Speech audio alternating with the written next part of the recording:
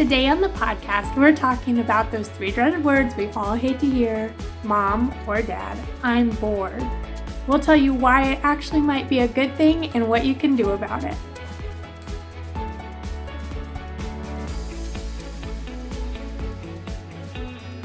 Hey there, I'm Catherine, and I am a homeschool mama of three. My husband Matthew is a nuclear launch officer in the U.S. Air Force, and we love chatting all things parenting, and hopefully our mission is to be an encouragement to other parents like you. If you like what you hear today, we would love it if you would subscribe. Also, a big thumbs up is a huge compliment to us, and we really appreciate it. We hope you enjoy the episode.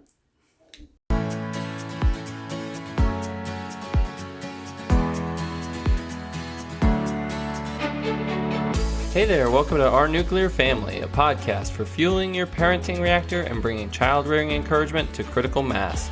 We hope our fusion of ideas will lead you to enjoy raising responsible kids in an unpredictable world. I'm Matthew. And I'm Catherine, and today we're talking about a major summer problem, and that is when kids tell us they are bored. So we have set our countdown to impact timer for 30 minutes, so let's launch into the conversation. Hey. Hey. Are you bored? No, I am not bored. Our kids are at VBS this week, and so we are using that time to get some podcasting done. Yeah, so we have time to ourselves, and we've been very busy. And Yes. Our kids have been very busy all week as well. Yeah, they have. They've been pretty And busy. so boredom has not been a problem this week. No. We've been successful in filling our schedule with things to do, and, so it's really next week and then the weeks to come where it's like we feel like we have to fill all of this time with all these different activities so that our kids don't come with us every 3 minutes, 5 minutes, whatever, and say, I'm bored. I don't know what to do. Right, and kind of like we talked last time in the summer episode, the kids are going to tell us that at some point because we are still doing our everyday things that we need to do. So that is one of the challenges we face in the summer is kids saying that I'm bored. Yeah. Well, and not even just in the summertime, but other times too. Like boredom is something that our kids experience and tell us about fairly regularly. No, you're right. That's true. And even in the school year, yeah, you're right. Kids come to us in the afternoons or the evenings and say, I'm bored. And our culture has trained us and is in the process of training our kids that boredom is bad. Right. I mean, you just go down the street and, you meet someone talking to a neighbor or something. You say, hey, how's it going? How's the family? And usually, after they give the obligatory, everything's good, everything's fine. It's like, we're staying busy. Yeah.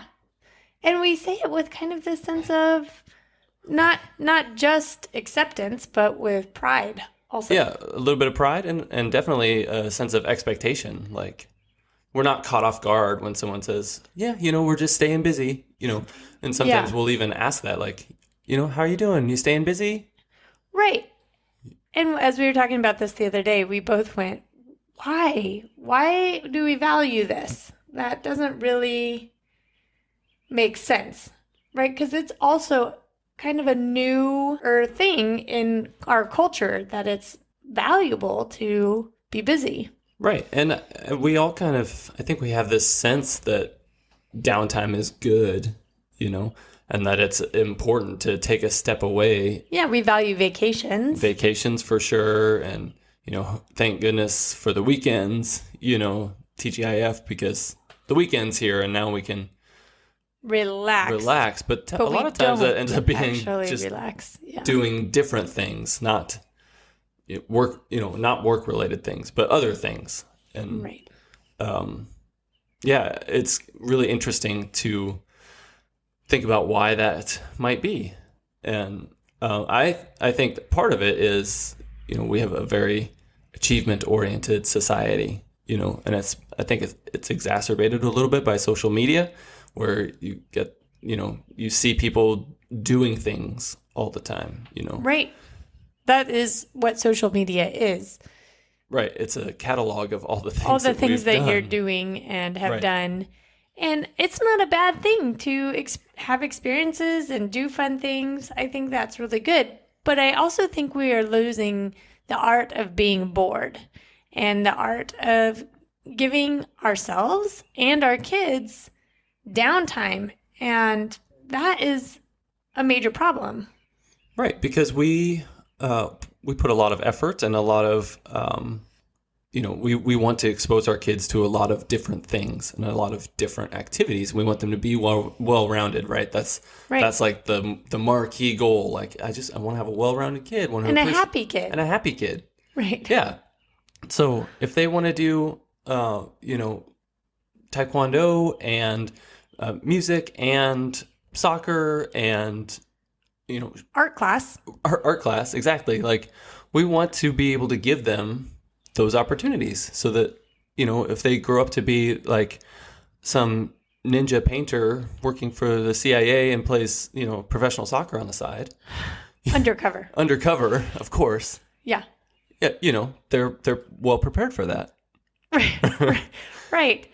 But I think in that, we lose this rest that we need, as that it's healthy for us to take a break and to breathe, and we are losing those bored moments where we can allow our minds to wander and to process, and science has shown that being bored has led to actually better creativity and better social skills and even more self-esteem, and as you were alluding to, less stress, right? But that's in kids. Like, it leads to all those things in kids and adults, but they gain better social skills if they're actually bored, when they learn how to play together. Right? Or even play by themselves. And it builds that self-confidence that they can handle this downtime. They're smart enough to find something to do. Right. In a sense, it's like it's a problem-solving thing, right? Oh, it totally is. We don't think of it that way because we're not thinking of boredom as being like actively working on something. Right. But when we allow ourselves to be bored, we actually create space to think about things differently. And one of those things might just be like, what am I going to do next? Right. And I would add to that, you're making me think, and I was thinking this earlier, is that boredom is also a learned skill. And I mean that in the way that kids learn how to entertain themselves when they are quote unquote bored, right? And it might take a while, the first multiple times, where they're like, I just don't know what to do. But then as they get into a routine of having these opportunities that you are granting them and gifting them with to be bored, they get better at saying, oh, I'm going to go do this. I'm going to play with Legos. Right. I'm going to play my guitar. I'm going to do the things that I want to do as a kid. And so not only are you giving them opportunity to grow in a problem-solving way, but you're also giving them choice to do exactly what they want to do during that time. Right. And kids have less opportunity to do exactly what they want to do. Yeah, if we're filling all their schedules all the time. In today's society in general, and then definitely not if we're scheduling every minute of every day. Right. Yeah, well, and as they learn each of those new skills or refine each of those new skills, they come to love them more because we've now given them an opportunity to practice, which makes them good at said things. Right. Legos. Trains. Yeah. Whatever it is. Which then encourages them to want to do that more. Right. And would they have come across those things had they not been bored? Maybe, but probably not. In most cases, it takes that time to be like, I don't know what I'm going to do. And I have to think about what sounds good to fill my time. And I have to then act on that. And if it doesn't work, if you decide, you get to do paper mache, like it may not be for everyone, but you've tried it, and that's still something that you've learned. It is. But I do want to say, babe, that this does not mean go out and buy things that can allow your kids to be creative, because I have two thoughts on that. And one is that they actually aren't creative the more supplies they have. And I know this because we are craft supplies hoarders. And Renee will play with the beads or the popsicle sticks, but all the rest of that stuff, I'm in a purging mode anyway in my mind. So we really don't need it as much. And two, in the summer especially, if they can be outside, encourage them to be outside, even if you have to like incentivize that, is be outside, because then not only are you problem solving with the boredom stuff, but just being outside ignites some of those places in the brain that being inside does not. And It's doubly good for them. Right. So less is more. Less is more. Yeah, for sure. And yeah, and anytime you can change the environment, I think helps with that, some of that creativity, like, hey, go outside for a few minutes, and then you see things from a different angle. You're not looking at the same four walls of a room or the couch or the TV that you can't watch yet, or, those types of things aren't there. You can actually free the mind to think differently by just changing the environment, Right. If you say, well, maybe there's something in your room you could do, play with or whatever, like just that change in environment might help stimulate the thought process, to get the creative juices flowing. Right. And so it's so easy in the summer to want to like let our kids play on their computers or let our kids watch TV. And we know that for most parents, that is not their goal, is to have their kids on screen all the time. But it is an easy default, and that is not being bored. They can be bored watching TV and not really want to watch what they want, but their brain is not functioning the same way. Right. Those neurons are not firing right when they're watching TV in order to be creative. Right, because they're engaging more in a story than they are in boredom. Because boredom it's not the same as like vegging out, where you're just like, entertain me, please. Like boredom is creative problem solving. Right. And that is what is really required, or what we're really hoping to get by allowing our kids opportunities to be bored. So what are some things we can do? Because I know that everybody's going, that's great. I totally agree with you. But my child is driving me crazy saying they're bored and I cannot play with them right now. But they really need me to play with them, and they won't stop talking to me and they won't stop bothering me. And, what do we do? I think there's a few things we can do, and we have, certainly don't have all the answers on this, but I think we've talked about, in some ways, like, we offer up some suggestions, and in some cases it might be that we say, well, hey, I'm willing to start this craft project with you. I can't devote a ton of time to it, but I'm willing to start this craft project with you. Or would you like to, Renee has that book of crafty things. Like, would you like to look at that book and see if there's something in there that you can do? And like you said, we're not, we don't have like a Michael's in our house that has all this stuff. No, but a lot of this stuff, I really do try to keep craft supplies in our house accessible for the kids to use on their own. They can go get it. They don't even have to bother me for that. Or if they're asking, can I play with the pipe cleaners? Can I play with this? I'm like, yes, go get it. Right. Which is one thing I would say, kind of know what your kids like to do and keep it accessible. That is a really helpful tool. Right. Well, and it keeps in line, too, with what you were saying earlier about having a bunch of random stuff that you don't need. If you know what your kids need, like and enjoy playing with, that makes it easier to keep those things on. Yeah, on I would say hand. you don't have to keep a ton of craft supplies though, like Right.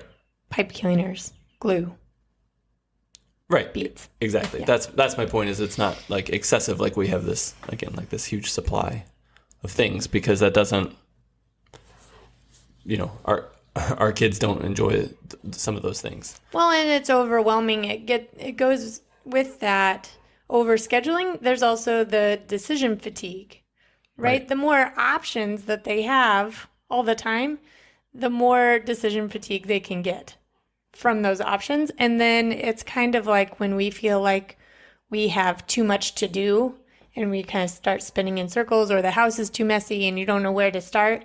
It's this decision fatigue because there's so many options. You have all the things to do. Right. Which, we feel like it's giving a lot more options, but it's they should be less bored. Right. But it actually doesn't always work that way. Right. Because they just get more frazzled. Right. So the more simple, the better, we think. That has been our experience as the kids have gotten older. It actually works out to have less options a lot of times. Yeah, I definitely agree with that. And then I think when they do come with an option, or even before they come to us with an option, they say, I'm bored. We can say, I can understand that, and like show empathy for that, because it's a legit feeling to feel bored, and it's not a great feeling, especially when you're a kid and your attention is like. Well, and you know that there are fun things to do. I mean, kids are like, can we go to the zoo? Can we go to the pool? Can we, go to the park? Can I ride my bike? And,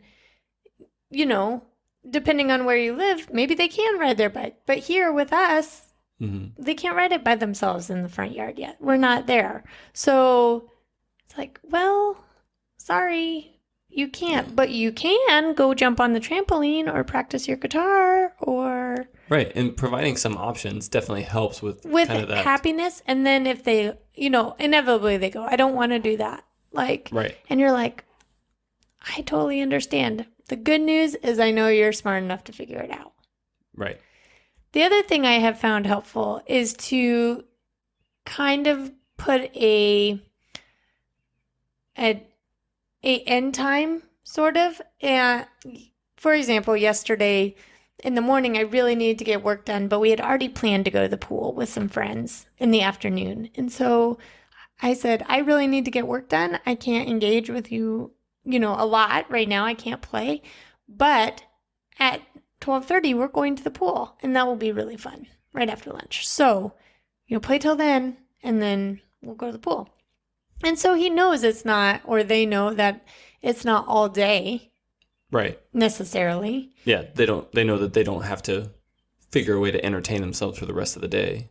It's for a certain set of It's for a small amount of times. And our kids like having a plan. We said that the other day. Our kids like kind of knowing what's going to happen. It brings security. It brings them the knowledge, okay, I can do this for a little while. Even playing in the house, Riley is really into playing family right now, and we are all kind of tired of it. Yes. And she even plays fairly well on her own, but she's like, want to play family with me? Want to play family? And this mom guilt will get you, because you're like, I should embrace this. She's only going to want to play family with me for another year, maybe. Yeah. But I have stuff to do, and I don't want to play. I don't want to. I just don't want to. And so letting that mom guilt go, and if it is actually gnawing on your heart or your spirit that you should play with her, say, I would be happy to play with you for 10 minutes or for 5 minutes, and then I need to get back to work. Right. And that's an okay thing to do. Or to say, no, I'm sorry, I can't play with you right now. I have to work, but I can't wait to hear what you decided to do or play, or how your stuffies liked that tea party or whatever. Right. Because while we are a team and we want the siblings to help and play together really nicely, Garrett and Renee also really tired of playing family. And they're champs about it. many times. But you can't expect them to do that all the time either. Right. Siblings need breaks from each other to do their own interests and things. So yeah. Well, and I loved what you just said about you. I look forward to hearing how that went, because I think that is something that can be like, oh, this is something to look forward to, and something that is a positive then reinforcement that they get to then tell you, how that Pink Sparkles likes her blueberry tea the best, right, or something like that, and it becomes then you're still engaged in their day. You're still exactly. You're not just interest. Dismissing them and saying you need to go now. Right. Like it's more an engaged thing where it's like, I understand that what you're going through might seem boring to you, but I can't wait to see how you solved this problem. Right. Like it's engaging that feel good response of like, right. Mom cares. It's not that I don't care. It's that I really have obligations that I've committed to that I need to get done also. Right. Well, and the other thing is, in their mind, they now have a problem to solve that they will look forward to getting commended on solving that problem. Yeah. Which makes it all the more reason for them to want to look for something to do. It's no secret that parenting can feel messy, even if you're raising an angel child like me. Here's a messy moment shared with us by my mom.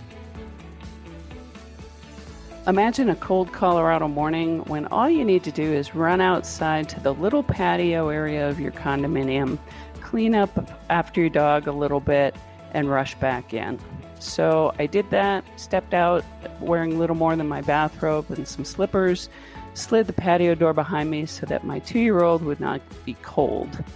I was doing what I needed to do outside when all of a sudden I heard a very unmistakable click. I turned around to see my little darling laughing through the patio door, which he had just locked.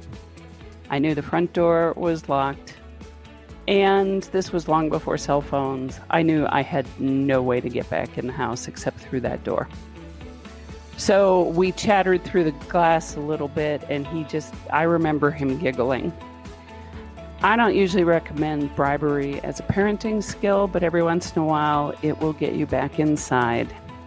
And he remembers that to this day, that Mom bribed him with a cookie to get back in the house. And I'm still the grandma that always has cookies on hand because you never know when you might need one. Sounds to me like you raised one smart cookie. See what I did there? Thanks so much for sharing, Mom. For messy moments in our home, we trust Norwick's for a clean I can feel good about. No harsh chemicals allows me to clean quickly and without worry. If you would like to share your own messy parenting moment, you can record a voice message we can use on the show by going to ournuclearfam.com and clicking the podcast tab. Or click the favorites tab and find out about all of our favorite things, including Norwick's.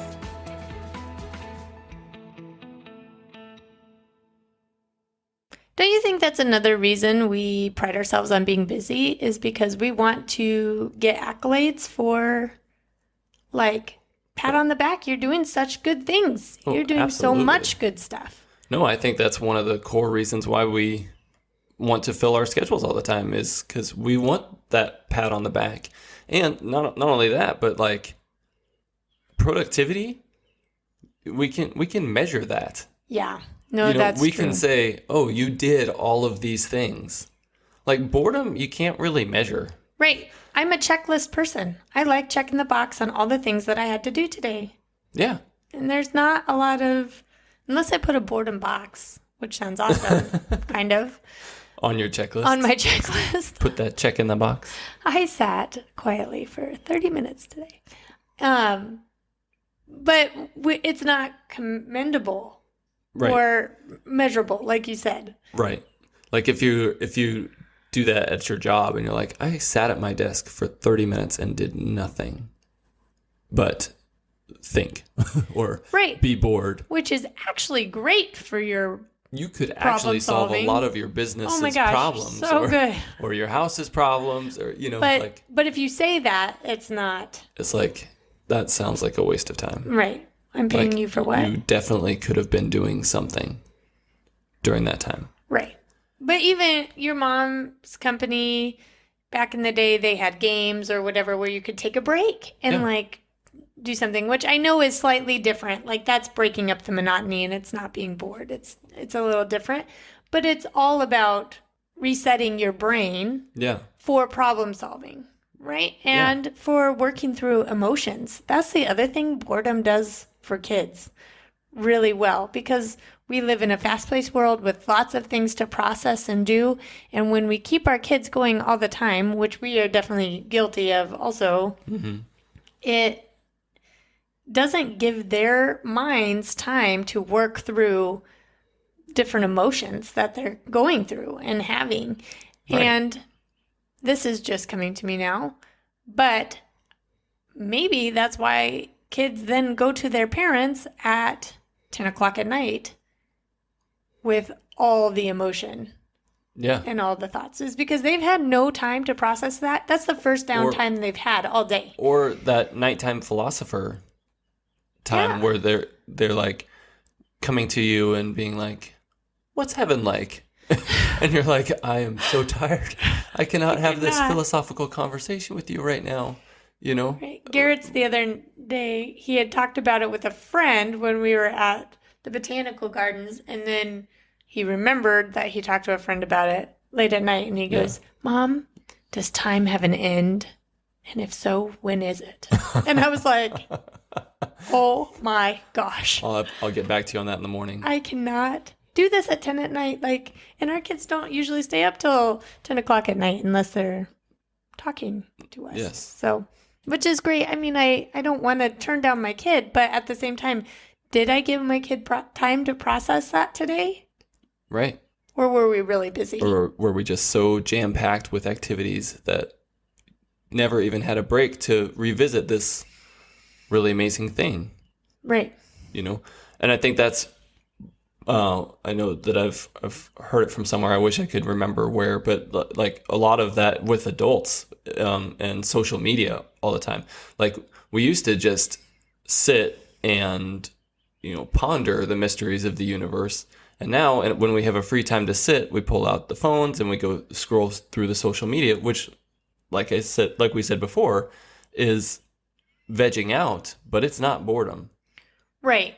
You're being bombarded by new inputs. Your brain is not taking the time to process the old inputs, and it's getting all new feed. Right. I think, we might have to cut that out. That's a trademark. Right. Exactly. Yeah. I mean, I think that there is probably something to that where it would just be better to sit in boredom for a bit than... Right. And again, it's a learned skill. Your kids will get better at being bored.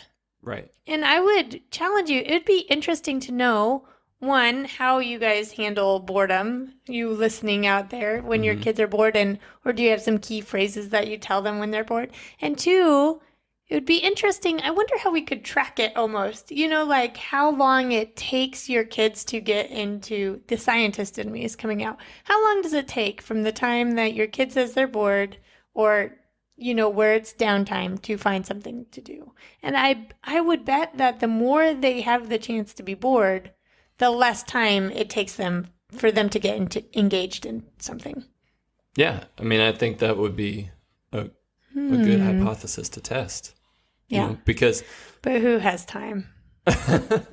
Well, if your kids are bored, maybe you have a lot more time. I know, I was being silly. But... I know.